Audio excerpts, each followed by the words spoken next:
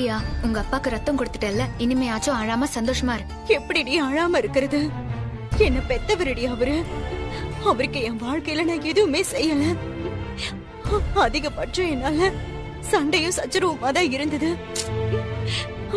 நான் என்ன செஞ்சு பெத்த கடனை அடைக்க போறேன்னு ஒவ்வொரு நாளும் தவிச்சிட்டு இருக்கேன். இப்ப ஏதோ கொஞ்சம் தீர்த்திருக்கு. மிச்சத்தை தீர்க்கிறதுக்கு இன்னும் எத்தனை ஜென்மம் ஆகுமோ? அதெல்லாம் தீக்கலாம். நீ முதல்ல வா போலாம். என்னடி இவ்ளோ தூரம் வந்துட்டு அவர் முகத்தை பார்க்காம போறதா? ஒரே ஒரு தடவை தள்ளி நின்னாவது பாத்துட்டு போறேன். என்ன விளையாடுறியா? வேற வேணையே வேணாம். தேவையில்லாத பிரச்சனை தான் வரும். அங்க அப்பாவோ தாத்தாவோ முடிச்சிட்டா பிரச்சனை தான். உன் பாசத்தெல்லாம் கொஞ்சம் கண்ட்ரோல் பண்ணிக்கோ. எப்படியும் தாத்தா சரியாயி கொஞ்ச நேரத்துல ஊருக்குள்ள வந்துருவார்ல, அப்ப பாத்துக்கலாம். நீ வா. வாமா.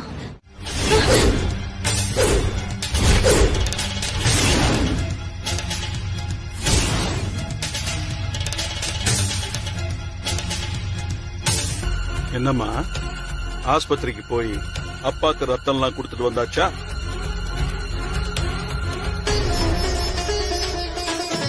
ஓ, எல்லாம் இவன் வேலைதான். பின்னாடியே வந்து உழவு பார்த்து அப்பா கிட்ட போட்டு கொடுத்துருக்கான்.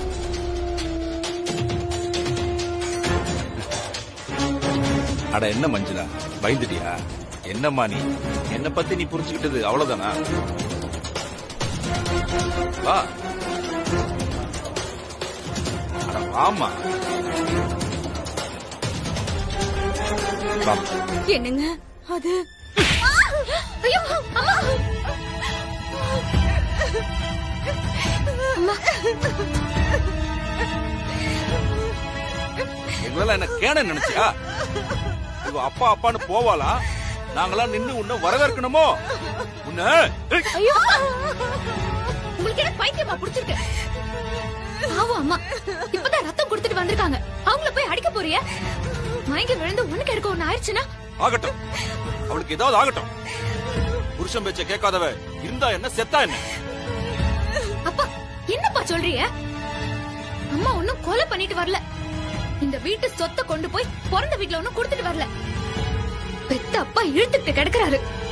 அவருக்கு ரத்தம் கொடுத்துட்டு வந்திருக்காங்க. இது ஒரு தப்பா? தப்புதான்.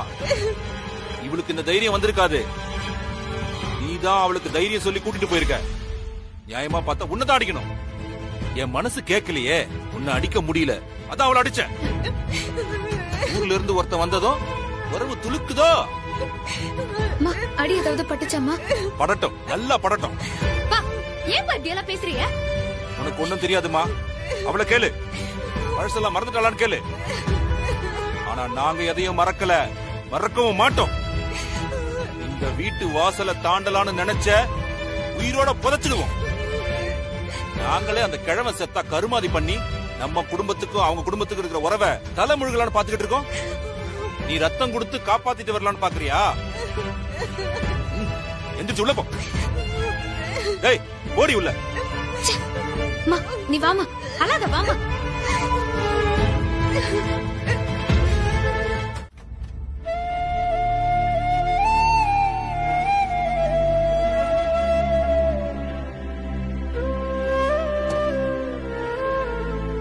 இந்த தண்ணிய குடி. தண்ணிய குடிமா.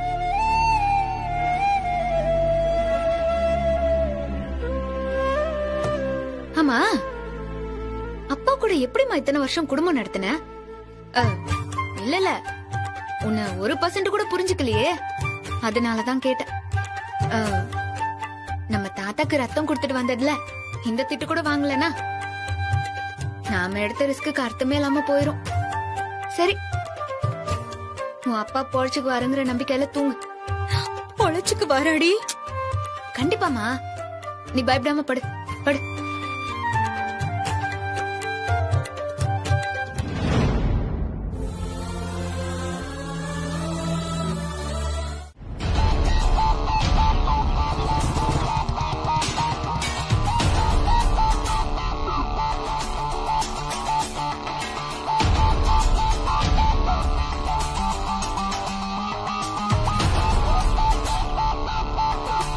இவனுங்க என்ன புதுசா அங்க டீ சாப்பிட வரானுங்க?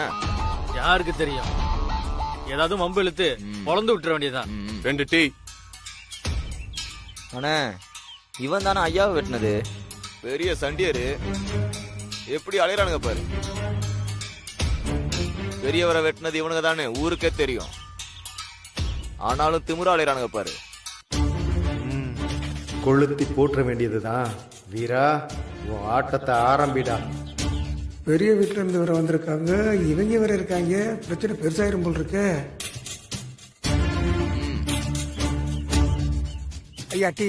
ஏய், நாங்க தானே முதல்ல டீ கேட்டோம், இப்ப வந்து உங்களுக்கு குடுக்குற? நாங்களும் காசு தானே குடுக்குறோம், இல்ல ஓசில குடுக்குறியா? இல்லங்க, ஐயா டீ கேட்டாங்க, இத ஐயாவுக்கு கொடுத்துறேன். அடுத்து உங்களுக்கு தாங்க போட்டு கொடுக்க போறேன். என்னடா ரூல்ஸ் பேசுறீங்க? கூலிக்கார பசங்க தானடா நீங்கெல்லாம். எங்க முன்னாடி நின்னு டீ குடிக்கிறதுக்கு உங்களுக்கு தகுதியே கிடையாது. எங்க மாமா ஊர் பெரிய மனுஷன்டா, அவருக்கு முத டீ கொடுத்தா என்னடா? தாத்தா, நீங்க அன்பா ஆசையா எது செஞ்சாலும் நான் ஏன்னு கேள்வி கேட்காம செய்வேன். அதே நேரம் நம்ம குடும்பத்துக்கே நஷ்டம் வரா மாதிரி எது சொன்னாலும் அதை கேட்டுட்டு சும்மா நடக்க நான் ஒன்னும் உங்க மருமக இல்ல. அன்பு, என்ன நீ அவங்களுக்கே சப்போர்ட் பண்ற? என்ன நடந்துச்சுன்னு தெரியுமா? நாங்க டீ சாப்பிட கடைக்கு போனோம், அங்க அவங்களும் வந்து உட்கார்ந்தாங்க. டீ கடைக்காரன் முதல்ல எங்களுக்கு வந்து டீ கொடுத்தாரு, அவ்வளவுதான். அவங்களுக்கு வந்தது பாரு கோபம்.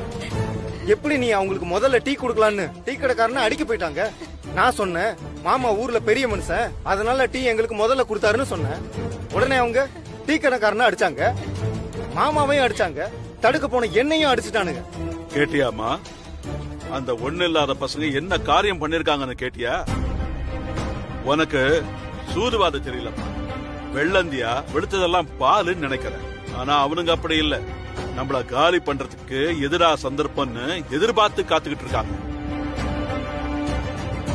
அது கூட தெரியாம உங்க அம்மாவை கூட்டிட்டு போய் ரத்தம் கொடுக்க வச்சு அந்த மனுஷனை புழைக்க வச்சுட்ட. ஆனா அவனுங்க நமக்கு இதுதான் சந்தர்ப்பம்னு பார்த்து நம்மள திருப்பி அடிக்கிறானுங்க. இது எல்லாத்துக்கு பின்னாடியும் அந்த அர்ஜுன் இருக்கான், அது மட்டும் நிச்சயம். தாத்தா, அது எப்படி சொல்றீங்க? அவன் சொல்லாமலே அந்த ஒண்ணுலத பசங்க கை வைக்க போறானுங்க. அவன் தான் வாய்ப்பு கிடைக்கும் போது செய்யுங்கன்னு சொல்லி ஆளை ஏவி விட்டுருக்கான். அவனுங்களும் இந்த டீ கடை சண்டையை பயன்படுத்தி இவனுங்களை அடிச்சிருக்கானுங்க. நீங்க சொல்ற மாதிரி அர்ஜுன் தான் இதை செய்ய சொல்லிருப்பான்னு எப்படி சொல்றீங்க? அன்பு, இந்த உலகத்துல எதுவுமே தனித்தனியான விஷயம் இல்ல, ஒன்னொன்னுத்துக்கும் தொடர்பு இருக்கு. இதுவரைக்கும் இங்க நடந்ததெல்லாம் யோசி. அவனோட முக்கியமான நோக்கமே நாம நிம்மதியா இருக்க கூடாதுங்கிறது. அதுக்காகத்தான் சுத்தி சுத்தி வந்து நம்ம குடும்பத்துக்குள்ளேயே பிரச்சனை பண்ணிட்டு இருக்கான்.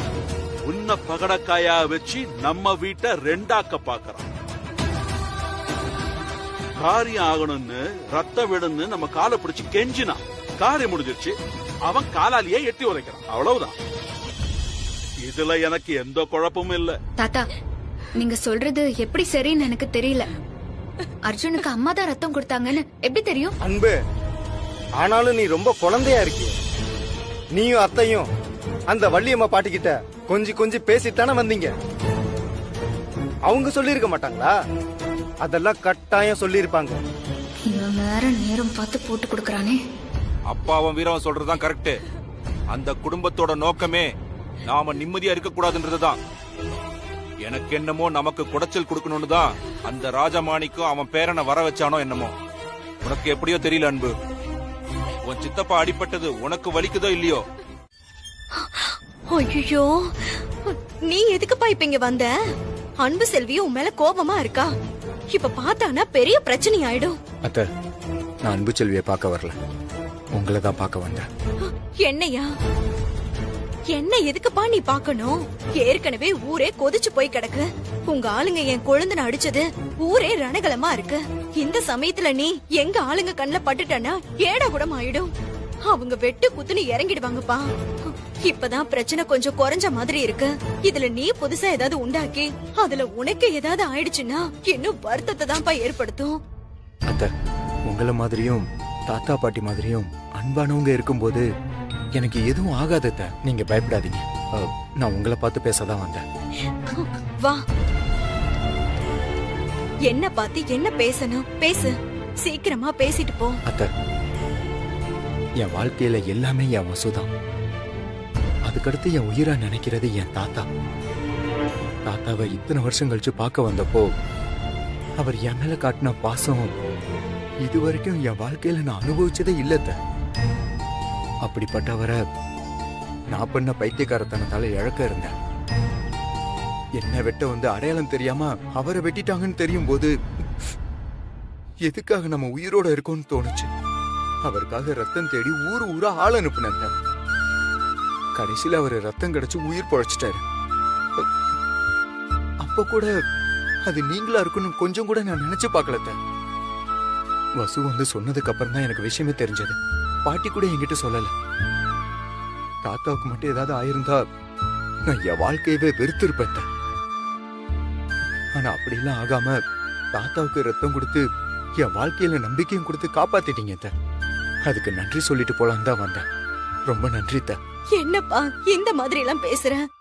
அவரு உனக்கு தாத்தானா எனக்கு அப்பா இல்லையா? நான் பண்ண தப்பாலதான் 2 குடும்பத்துக்கு இடையில பெரிய பகை உண்டாயிடுச்சு. அந்த பாவத்தை எல்லாம் போக்குறதுக்கு அந்த ஆண்டவனா பார்த்து எனக்கு ஒரு வாய்ப்பு கொடுத்தா. நீங்க என்ன சொன்னாலும் நீங்க பண்ணது எனக்கு பெரிய உதவிதான். அதை என் வாழ்நாள் ஃபுல்லா நான் மறக்கவே மாட்டேன். அப்புறம் கணேச மாமாவை நான் அடிக்க சொல்லல. சொல்ல போனா எங்க ஆளுங்களை எல்லாம் கூப்பிட்டு சண்டைக்கெல்லாம் போக கூடாதுன்னு தான் நான் சொல்லி வச்சிருந்தேன். ஆனா துரதிருஷ்டவசமா அது சண்டை ஆயிடுச்சு. சரி அதை விடுப்பா, நீ உடனே கிளம்பு. நான் ரத்தம் கொடுத்தது எங்க வீட்ல எல்லாருக்கும் தெரிஞ்சு பெரிய பிரச்சனை ஆயிடுச்சு. இந்த நேரத்துல நீ வேற யாராவது கண்ணுல பட்டுட்டனா நான் என்னமோ பழசெல்லாம் நினைச்சிட்டு உறவாடுறேன்னு நினைப்பாங்கப்பா. பகை இன்னும் பெருசாயிடும். அதனாலதான் சொல்றேன், நீ தயவு செஞ்சு கிளம்பு. எத்தனை வருஷம் ஐயா எங்களை காப்பாத்தினாரு. அந்த நன்றியை எப்படியா காட்டுறது? நாங்க இந்த கண்ணீர் ஒன்னதாயா யாராலையும் அடக்க முடியாது. அழாதம்மா, நான் தான் வந்துட்டேன்ல. இவ்வளவு பேர் அன்போட இருக்கும்போது அந்த யமனால என்ன கொண்டு போக முடியுமா? முடியவே முடியாது ஐயா. ஐயா, அந்த ஆத்தா உங்களை எங்களுக்கு திருப்பி கொடுத்துட்டா ஆடி மாசம் அம்மனுக்கு நாங்க முடியறக்கிறதா வேண்டி இருக்கோம். பாத்தீங்களா ஐயா, ஊரே உங்களுக்காக நிக்குது. உங்களுக்கு ஒரு குறையும் வராது. ஏய்யா, ஒரு முதலாளிய பார்க்க இவ்வளவு கூட்டம் வந்திருக்கு. ஒருத்தர் கையிலயாவது ஆப்பிள், ஆரஞ்சு, சாத்துக்குடின்னு இருக்கா? எல்லாம் வெட்டி பயலுகன்னு நினைக்கிறேன். வெறுங்கையை வீசிட்டு வந்து நிக்கிறாங்க. இந்த ஊர்ல உள்ளவனுங்க எல்லாம் பஞ்சப்பறாரிங்க. போகும்போது ஏதாவது எடுத்துட்டு போகாம இருந்தா பத்தாதா? என்ன செய்யறது, எல்லாம் மாமா கொடுக்கற இடம். சரி சரி, இப்படியே பேசிட்டு இருந்தா எப்படி? ஐயா இப்பதான் வந்திருக்காரு, இன்னும் வீட்டுக்குள்ளேயே போகல. நீங்க எல்லாம் சுத்தி நின்னுகிட்டா எப்படி? ஐயா ரெஸ்ட் எடுக்க வேண்டாமா? சரி சரி, நீங்க எல்லாம் கிளம்புங்க, ஐயா உள்ள கூட்டு போறோம். மாப்பிள, அவங்களெல்லாம் எதுக்காக விரட்டுறீங்க? ராஜான்னா அவர் வீட்டுக்கு மட்டும் சொந்தம் இல்ல, நாட்டுக்கே சொந்தம். இன்னும் சொல்ல போனா நாட்டுக்கு தான் முதல் சொந்தம். இவங்களுக்கெல்லாம் இல்லாத உரிமை நமக்கு என்ன இருக்கு? நீங்க எல்லாம் ஒன்னும் தப்பா நினைச்சுக்காதீங்க. மாப்பிள ஐயாவுக்கு உடம்பு முடியலங்கிற வருத்தத்துல அப்படி சொல்லிட்டாரு.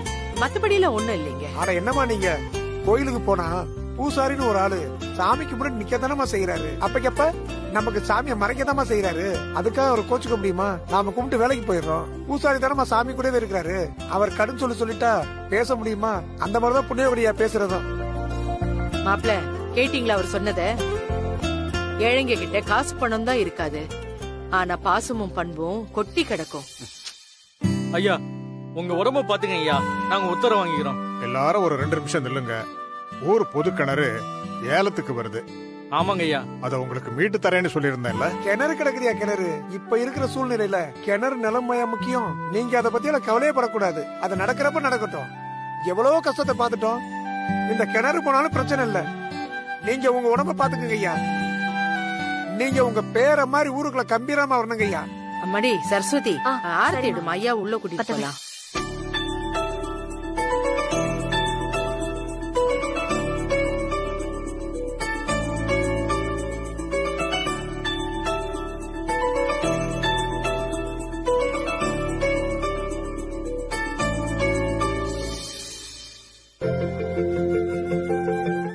அது இல்லம்மா, அந்த அர்ஜுன் குடும்பத்திலிருந்து வந்து போட்டி போடுவாங்க. அதனால தாமா யோசிக்கிறேன். அப்படியா? ரொம்ப வசதியா போச்சு. ஒரே கல்லுல 2 மாங்காய். சித்தப்பாவை அடிச்சதுக்கு பழி வாங்க வேண்டியது இருக்குல்ல, அதை நிறைவேற்றிடலாம். அதுக்கு இந்த வெட்டுக்குத்தெல்லாம் சரியா வராது. இந்த ஏலம் தான் சரி. ஏலத்தை நாம எடுத்துட்டா அவங்க தோத்தா மாதிரி தான். நீங்க சித்தப்பாவை வீட்லயே இருக்க சொல்லுங்க. ஏலத்துக்கு நான் போயிட்டு வரேன். இல்லம்மா, நீ சின்ன பொண்ணு. அப்பா, உலகத்துல கத்திய விட ஷார்ப்பானது புத்தி தான். கத்தி எடுத்தவன் கத்தியால சாவான், ஆனா புத்திசாலிக்கு சாவே கிடையாது. நான் சின்ன புள்ளையா இல்லையாங்கிறது இந்த ஏலத்தை முடிச்சிட்டு வரப்போ தெரியும். சபாஷ், அப்படி சொல்லுமா. உன் துணிச்சல பாக்கறச்ச என்ன நானே சின்ன வயசுல பாக்குற மாதிரி இருக்குடா. நீ ஜெயிப்பமா, எல்லாத்திலையும் ஜெயிப்ப. பாத்தியா பையன் பேத்திய எப்படி கம்பீரமா நிக்கிறா பாரு.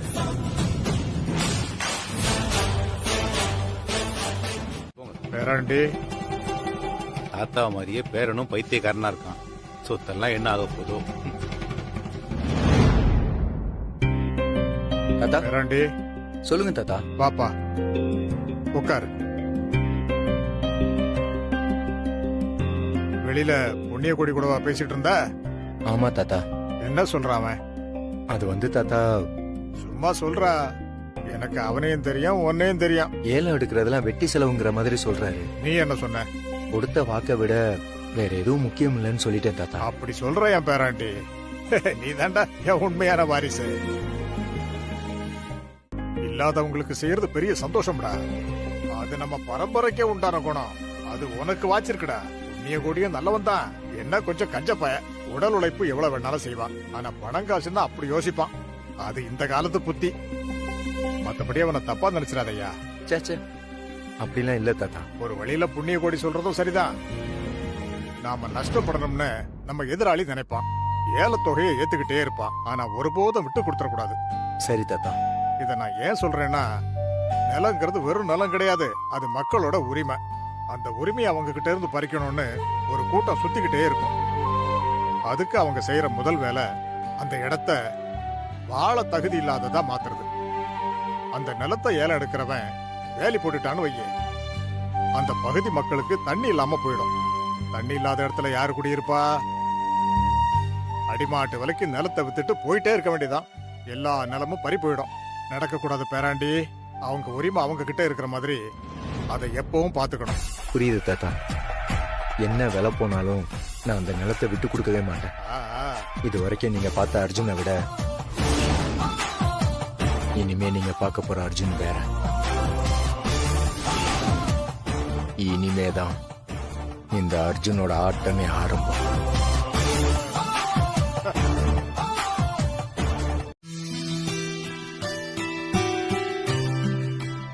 என் பேராண்டியா இது? அப்படியே ஆளு மாறிட்டி ஐயா. ஆனா உன்னை பார்த்தா சின்ன வயசுல என்னைய பார்த்த மாதிரியே இருக்கியா. வள்ளியம்மா, என் பேரனை பாத்தியா? பாத்துக்கிட்டு தானே இருக்கேன். என்ன ஆசீர்வாதம் பண்ணுங்க தாத்தா. ஐயனார் புண்ணியத்துல 100 வயசு வரைக்கும் நல்லா இருப்பப்பா. பாட்டி, நீங்களும் ஆசீர்வாதம் பண்ணுங்க. நல்லா இரு ராசா, நல்லா இரு. எங்க ஆசீர்வாதம் உனக்கு எப்பவுமே உண்டு.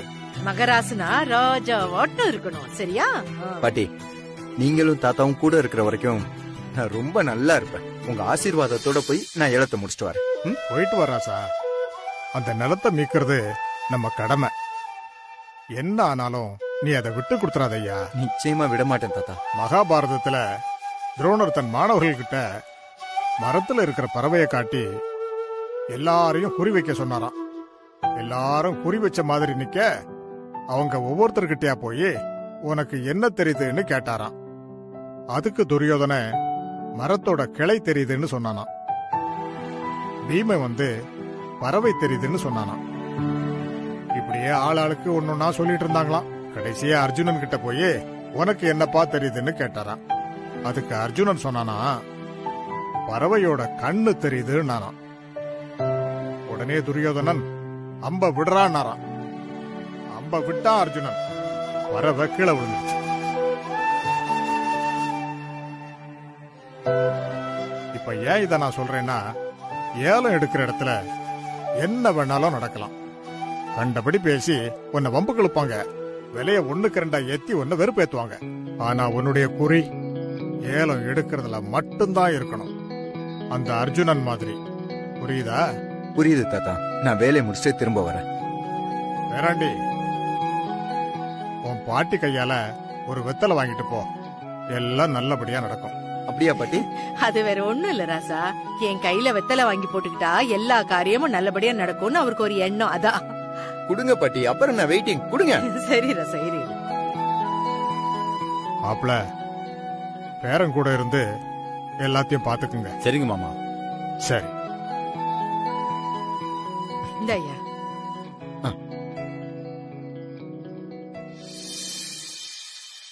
இது வரைக்கும் ஊருக்கு ஊருக்குன்னு தாத்தா அழிச்சான். மிச்சத்தையும் அழிக்கிறதுக்கு இப்ப பேரன் வந்திருக்கான். மொத்த சொத்தையும் அழிச்சு தெருவுக்கு வராம விட மாட்டாங்க போல இருக்கு. 4,50,000. 5 லட்சம். 5 லட்சத்தி. பேசாமரியா சொத்து வித்து ஒரு ஏக்கர் நிலமா வாங்க போற? அப்படின்னு பொண்ணு விளையாடுற பூமியோ இது? அதை வாங்கினா ஒரு பைசா பெறாதியா? அதோட அந்த தர்மலிங்கையோட பேத்தி ஒரு முடிவோட வந்திருக்கு. வீரா வேற ஏலம் கேட்கும் போதெல்லாம் முறைக்கிறான். அவங்க ஒரு முடிவோட தான் வந்திருக்காங்க. நிலத்தை விட உசுறு பெருசு, பாத்துக்க. அன்பு, நீ ஜெயிச்சிட்ட. 5 லட்சம். 5 லட்சம் ஒரு தரம், 5 லட்சம் 2 தரம், 5 லட்சம். 5,01,000.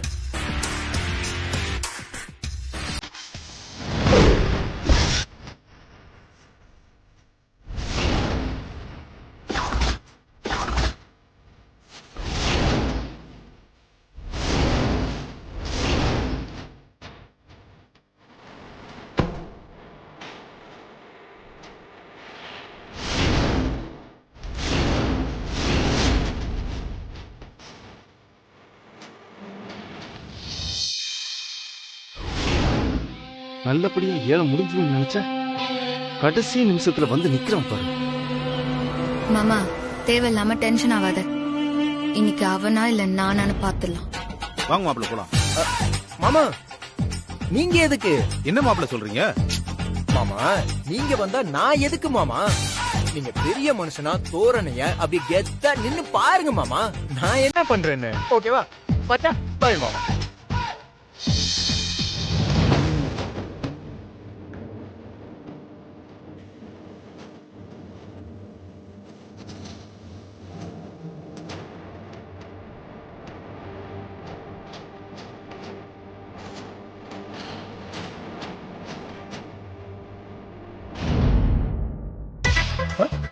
அண்ணா போஸ்ட்ல எடுக்கலான்னு பாத்தியா? இது ஜனநாயகம். அப்படிலாம் விட மாட்டேன்.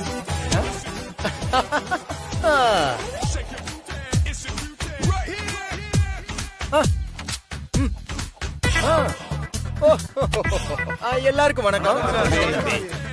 இங்க பல பேருக்கு என்ன தெரியும். என் பேரு அர்ஜுன். ராஜமாணிக்க ஐயாவோட பேர். என்னடா ஐயா வரலன்னு பாக்குறீங்களா? இனிமேல இருந்து அவருக்கு பதிலா எல்லாத்துக்குமே நான் தான் வருவேன். அப்படியா? ரொம்ப சந்தோஷம் ஐயா. நீங்களும் ஏலத்துல கலந்துங்க. உட்காருங்க.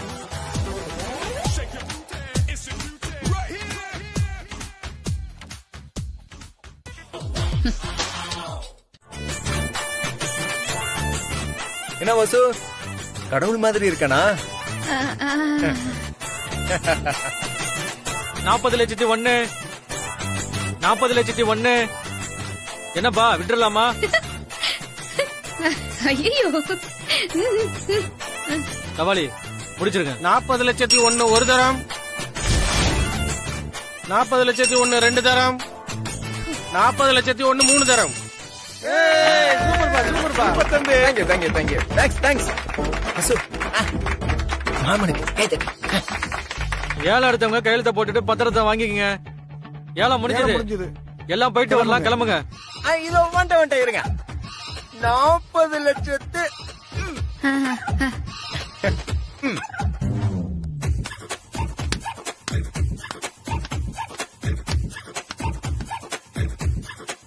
தப்புச்சண்டா சாமி. சார் வாங்க சார். வாங்க சார். உட்காருங்க சார். சார் உட்காருங்க சார். சார் கலெக்டர் ஆபீஸ்ல இருந்து ஒரு லெட்டர் வந்துச்சு. ரொம்ப சந்தோஷம் சார். எஸ், நாங்க தான் புதுசா எலெக்ஷன் கமிஷன் அப்பாயிண்ட் பண்ணிருக்கிற ஸ்பெஷல் ஆபீசர். ஓ இங்க நடக்க போற பஞ்சாயத்து பிரசிடென்ட் எலெக்ஷன் முடியற வரைக்கும் நாங்க சார்ஜ்ல இருப்போம். Okay sir. டீ காபி ஏதாவது சாப்பிடுறீங்களா? இல்ல அதெல்லாம் வேணாம். சில முக்கியமான விஷயங்களை நாங்க தெரிஞ்சுக்கணும். சரிங்க சார். பிரசிடென்ட் எலெக்ஷனுக்கு முன்னாடி சில வேலைகள்லாம் முடிக்கணும். அதான் பேஸ்ட் போலான்னு வந்திருக்கோம். சார் இதுக்கு முன்னாடி லோக்கல்ல இருந்த ஆபீசர் தான் எலெக்ஷன் நடத்துவாரு. Your correct. இதுக்கு முன்னாடி அப்படிதான். ஆனா இந்த முறை எலெக்ஷனை சாக்கா வச்சு எந்த வன்முறையும் நடக்க கூடாதுன்னு கவர்மெண்ட் நினைக்குது. அதனால கலவரம் வர வாய்ப்புள்ள தொகுதியை கண்டுபிடிச்சுதான் அங்க எங்கள மாதிரி ஸ்பெஷல் ஆபீசர்ஸ் அப்பாயின்மெண்ட் பண்ணிருக்காங்க. புரியுது மேடம். இந்த ஊர் பாக்குறதுக்கு அழகாவும் இருக்கு, அமைதியாவும் இருக்கு. இந்த ஊர்ல கலவரம் நடக்க வாய்ப்பே இல்ல. அப்படி இருக்கும்போது இன்ஃபோலிஷன் ரிப்போர்ட் ஏன் சொல்லுதுன்னு தெரியல. நீங்க கொஞ்சம் விளக்கமா சொல்ல முடியுமா? சொல்றேன் சார். நல்ல பாம்பு கூட அழகா தான் இருக்கும், ஆனா சீண்டுனா சீரும் இல்லைங்களா? அது மாதிரி தான் சார் இந்த ரெண்டு ஊரும். சார் இந்த ஊர்ல ரெண்டு பெரிய குடும்பம் இருக்கு, மாமா மச்சான் தான். ஆனாலும் ரெண்டு குடும்பத்துக்கும் தீராத பகை இருக்கு சார். தேர்தல் வந்தாலும் போட்டி போட்டுக்கிட்டு ரெண்டு குடும்பத்தால தான் எலெக்ஷன்ல நிப்பாங்க சார். அவங்களுக்கு பயந்துகிட்டு வேற யாரும் நாமினேஷன் கூட தாக்கல் பண்ண மாட்டாங்க சார். ஊர்ல பாதி பேரு ஒரு குடும்பத்துக்கும் மீதி பேரு இன்னொரு குடும்பத்துக்கு ஆதரவா நிக்கிறதுனால சில நேரம் கலவரம் கூட வந்துரும் சார். ஓ ஐ சி. அப்ப ஒண்ணு பண்ணுவோம். நீங்க ஒரு மீட்டிங்க்கு ஏற்பாடு பண்ணுங்க. ரெண்டு குடும்ப பெரியவங்களும் வரட்டும். சரிங்க சார். இந்த எலெக்ஷன் நல்லபடியா நடக்கும்னு அவங்க உத்தரவாதம் கொடுக்கட்டும். சரிங்க சார்.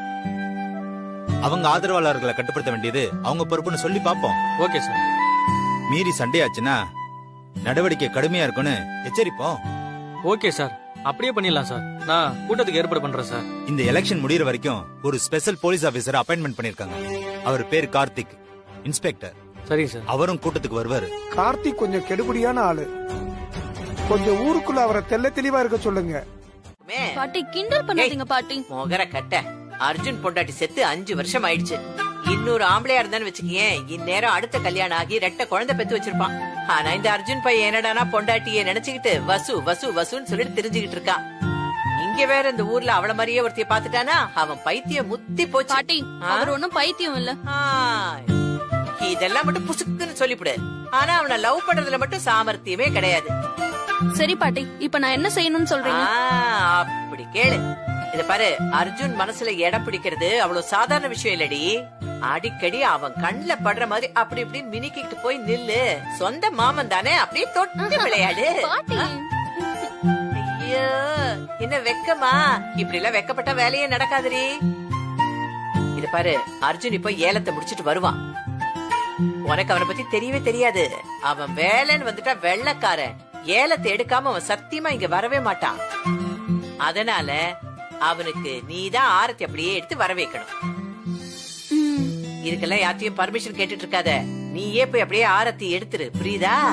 ஐயோ சரி பாட்டி.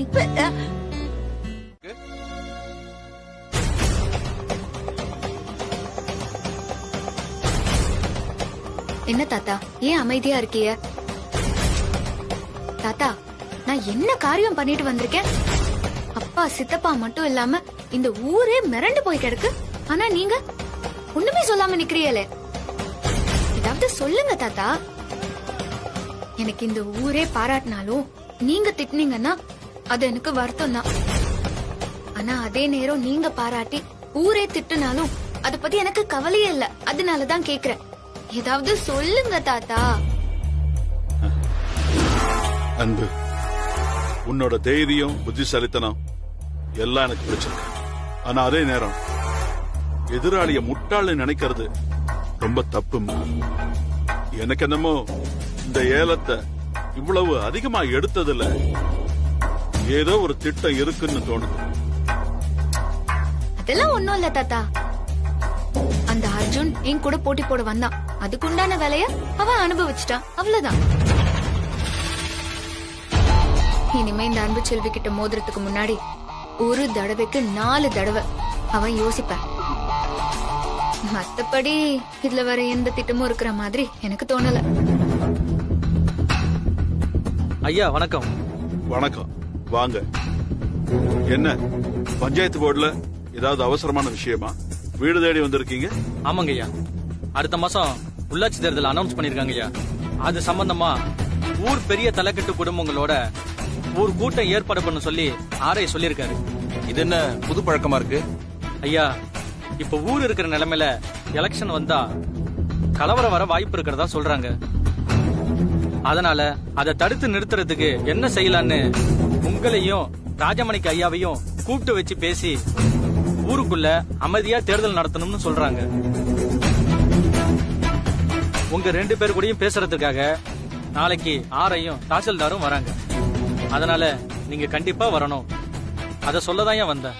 சரி சரி போங்க, எங்க தரப்புல இருந்து யாராவது வருவாங்க. வரேன். இதுதான் காரணமா? என்னமோ சொன்னீங்களே, என்ன தாத்தா? நான் தான் சொன்னேனே, அந்த ராஜமாணிக்கம் சாதாரண ஆள் இல்ல. அவன் இங்க பதுங்கறான்னா இங்கேயோ பாய போறான்னா. புரியலையே தாத்தா.